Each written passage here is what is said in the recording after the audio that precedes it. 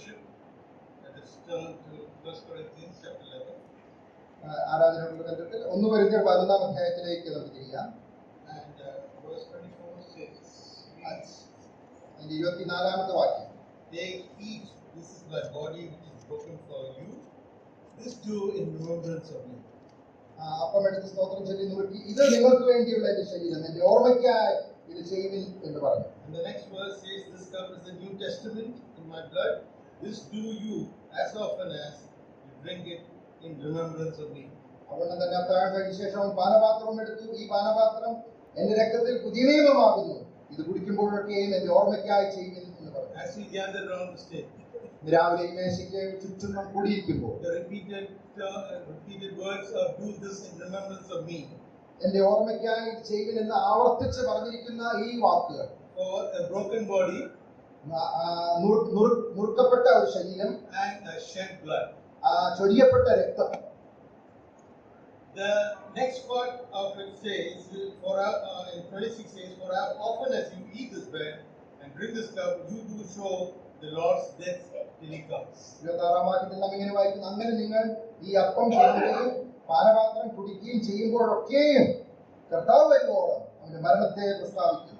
As we look at the emblems on the table, ഈ മേശമേലിരിക്കുന്ന അപ്പവീഞ്ഞുകളെ നാം കാണുമ്പോൾ clearly there are these two things that are involved.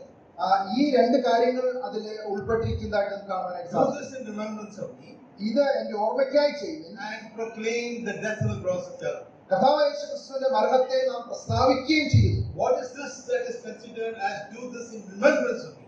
എന്താണ് എന്റെ ഓർമ്മയ്ക്കായി എന്ന് ചെയ്യുവിൻ എന്ന് പറയുമ്പോൾ നാം മനസ്സിലാക്കുന്നത്, What do we remember of him?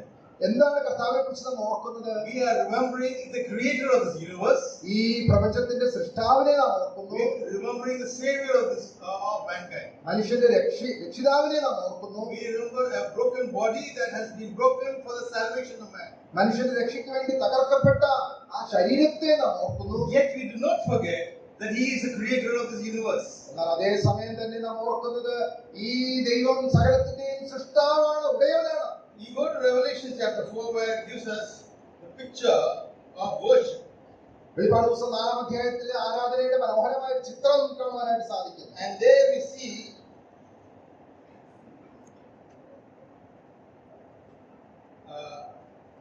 verse 11.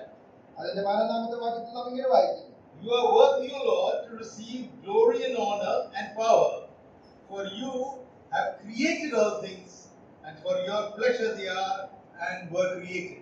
കർത്താവേ, നീ സർവ്വം സൃഷ്ടിച്ചവനും എല്ലാം നിന്റെ ഇഷ്ടം ഹേതുവാൽ ഉണ്ടായതും സൃഷ്ടിക്കപ്പെട്ടതുമാകിയാൽ മഹത്വവും ബഹുമാനവും ശക്തിയും കൈക്കൊള്ളുവാൻ യോഗ്യൻ. Apostle John was given a glimpse of what is worship. ആരാധനയുടെ ഒരു ചിത്രം യോഹന്നാന് അവിടെ ലഭിക്കുകയാണ്. In chapter 4 and 5, there are two different ways in which the worship is taking place. 4-ും 5-ഉം അധ്യായങ്ങളിൽ ആരാധനയുടെ വ്യത്യസ്തമായ ചിത്രങ്ങളാണ് നമുക്ക് കാണാനായിട്ട് സാധിക്കുന്നത്. In one, the emphasis of the creator. 4-ാം അധ്യായത്തിലെ സൃഷ്ടിതാവ് എന്നുള്ള രീതിയിൽ ദൈവത്തെ ആരാധിക്കുന്നു. All glory and honor and power you are worthy to receive. ശക്തിയും ധനവും മാനവും ലഭിക്കാനായിട്ട് യോഗ്യൻ. For you are the creator. അവിടുന്ന് സകലവും സൃഷ്ടിച്ചവനാണ്. And then you come to chapter 5. അത് തുടർന്ന് 5-ാം അധ്യായത്തിലേക്ക് വരുമ്പോൾ And you see the slain lamb. അവിടെ അറുക്കപ്പെട്ട കുഞ്ഞാടിനെ നമുക്ക് കാണാനായിട്ട് സാധിക്കും. And verse 12. 12-ാം വാക്യത്തിൽ നാം ഇങ്ങനെ വായിക്കുന്നു, Worthy is the lamb that was slain to receive the power and riches and wisdom and strength and honor and glory and blessing. അറുക്കപ്പെട്ട കുഞ്ഞാട് ശക്തിയും ധനവും ജ്ഞാനവും ബലവും ബഹുമാനവും മഹത്വവും സ്തോത്രവും ലഭിക്കാൻ യോഗ്യൻ എന്ന് പറഞ്ഞു. The picture of our crucified Christ. ക്രൂശിക്കപ്പെട്ട ക്രിസ്തുവിന്റെ ചിത്രമാണ് നമുക്ക് അവിടെ കാണാനായിട്ട് സാധിക്കും. The creator Christ, സൃഷ്ടാവായ ദൈവം, who is on the throne, സിംഹാസനത്തിൽ ഇരിക്കുന്ന the slain lamb, അറുക്കപ്പെട്ട കുഞ്ഞാട്, was the picture of the savior of this world.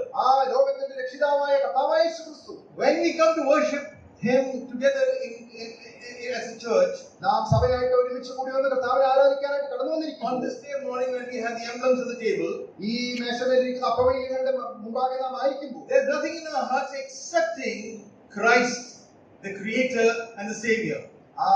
സൃഷ്ടാവായ രക്ഷിതാവായ കർത്താവായ യേശു ക്രിസ്തു മാത്രമാണ് നമ്മുടെ ഹൃദയത്തിൽ നിറയുന്നത്. He said, remember me for the broken body, remember me with the shed blood.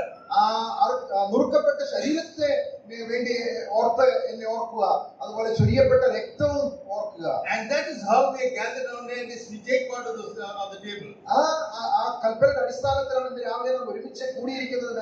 ചുറ്റും ഇതിൽ നിന്ന് നാം പങ്കാളികളായി തീരുന്നത്. However, Apostle Paul in 1 Corinthians, എന്നാൽ അപ്പോസ്തലനായ പൗലോസ് കൊരിന്ത്യർക്ക് എഴുതിയ ഒന്നാം ലേഖനത്തിൽ chapter 15 verse 14, 15-ാം അധ്യായത്തിന്റെ 14-ാമത്തെ വാക്യത്തിൽ ഇങ്ങനെ വായിക്കുന്നു: and if Christ be not risen, then is our preaching vain, and your faith is also vain. ക്രിസ്തു ഉയർത്തെഴുന്നേറ്റിട്ടില്ലെങ്കിൽ ഞങ്ങളുടെ പ്രസംഗം വ്യർത്ഥം, നിങ്ങളുടെ വിശ്വാസവും വ്യർത്ഥം. This table will be removed when the Lord comes back again.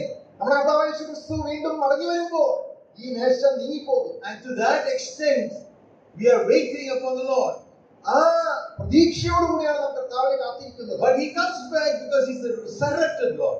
നമ്മുടെ കർത്താവായ യേശു ക്രിസ്തു ഉയർത്തെഴുന്നേറ്റവനായതുകൊണ്ട് അവൻ വീണ്ടും വരും. When Mary Magdalene was running to tell the disciples, Mariya കർത്താവിന്റെ ശിഷ്യന്മാരോട് ആ കാര്യം പറയാനായിട്ട് ഓടിപ്പോകുമ്പോൾ Jesus appeared to them.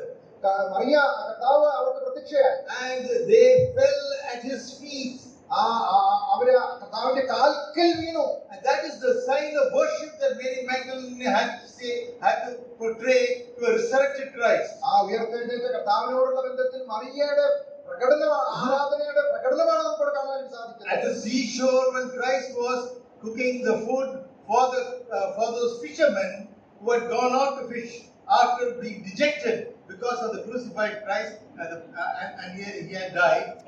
കർത്താവായ യേശു ക്രിസ്തു മരിച്ചു എന്നുള്ള ആ കാര്യത്തെ തുടർന്ന് ആ ശിഷ്യന്മാർ വീണ്ടും തിബരിയാസ് കടലിൽ അവർ മീൻ പിടിക്കാനായിട്ട് പോയപ്പോൾ ആ കരയിൽ ഒരുക്കുന്ന ഭക്ഷണം ഒരുക്കുന്ന കർത്താവ്. The word says that they came near, but they saw the Lord. They knew the Lord, but they were afraid. അവർ അടുത്തു വന്നു, കർത്താവിനെ അറിഞ്ഞു, എന്നാൽ അവർ ഭയപ്പെട്ടു. When they saw the resurrected Lord, you see them running into that upper room in worship. കർത്താവായ യേശു ക്രിസ്തു ഉയർത്തെഴുന്നേറ്റു എന്നുള്ള കാര്യം പറഞ്ഞപ്പോൾ അവര് ആ മറിയ മുറിയിലേക്ക് കർത്താവിനെ ആരാധിക്കുവാനായിട്ട് അവർ ഒരുമിച്ച് കൂടുകയാണ്. The created God, greater God, സൃഷ്ടാവായ ദൈവം, the Savior God, Christ, രക്ഷിതാവായ കർത്താവായ യേശു the ക്രിസ്തു, resurrected Christ, ഉയർത്തെഴുന്നേറ്റ കർത്താവ്, and the second coming of the Christ whom we are waiting for. നാം കാത്തിരിക്കുന്ന കർത്താവായ യേശു ക്രിസ്തുവിന്റെ മടങ്ങിവരവ്. As we take part of these emblems, ഈ അപ്പവീഞ്ഞുകളിൽ നാം പങ്കെടുക്കുമ്പോൾ may our thoughts be concentrated on Christ, not on his blessings that we have received. കർത്താവായ യേശു ക്രിസ്തുവിൽ മാത്രം നമ്മുടെ ശ്രദ്ധ കേന്ദ്രീകരിക്കാം. അവനിൽ നിന്ന് നമുക്ക് ലഭിക്കുന്ന അനുഗ്രഹങ്ങളുടെ മേലല്ല, worldly blessings that we receive, നമുക്ക് ലഭിക്കുന്ന ഭൗതിക അനുഗ്രഹങ്ങളുടെ മേലല്ല, but the spiritual blessings that we receive, and the death of the cross and the resurrection of Christ enables us to worship the person who gives. ഉയർത്തെഴുന്നേറ്റ കർത്താവായ യേശു ക്രിസ്തു, കർത്താവായ യേശു ക്രിസ്തുവിനെ നമുക്ക് ലഭിച്ച ആത്മീക അനുഗ്രഹങ്ങൾ അത് ധ്യാനിച്ചുകൊണ്ട് നമുക്ക് കർത്താവിനെ ആരാധിക്കാം. The picture that John saw, യോഹന്നാൻ കണ്ട ആ ദർശനം, worthy to be given glory, power and honor for a creator.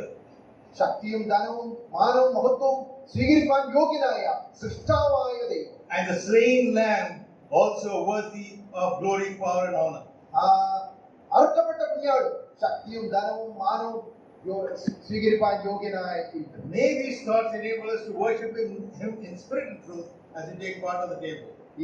ഈ മേശയിൽ നാം പങ്കുകൊള്ളുമ്പോൾ ഈ ചിന്തകൾ ഹൃദയത്തെ കർത്താവിനെ ആത്മാവിന്റെ സത്യത്തിലും ആരാധിക്കാൻ തക്കവണ്ണം സഹായിക്കുമാറാണ്.